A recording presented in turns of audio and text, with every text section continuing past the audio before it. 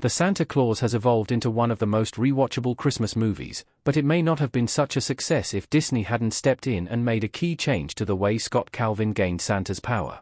The iconic 1994 classic features Tim Allen as a father who, via a twist of fate, becomes the new Santa. The magic of Santa Claus is transferred to him after the previous Santa Claus died after a fall from his roof on Christmas Eve in the process of delivering presents, but the original script called for something far more macabre. While the oft-quoted The Santa Claus was somewhat more grounded, or as grounded as a show about a man becoming the real Santa Claus can be, the two sequels and the Legacy sequel show on Disney Plus all veered even more kid-friendly and silly. That would have been all but impossible if the original script had been followed. It would have made Scott Calvin seem almost villainous, and kicked the movie off on an entirely different note. Scott Calvin originally shot and killed his Santa Claus predecessor in the Santa Claus script. The transition of Santa's magic was much more morbid.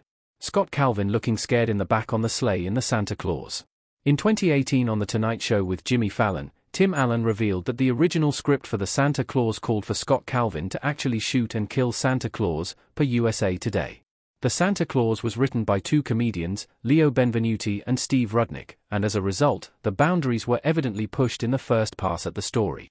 As Allen tells it, Scott Calvin believes Santa is actually a burglar, and shoots and kills him before he falls off the roof. In the final version, Scott merely startles Santa, causing him to slip and fall. Fortunately, the Santa Claus was produced by Disney, which famously has limitations on what kind of content can earn the stamp of the House of Mouse.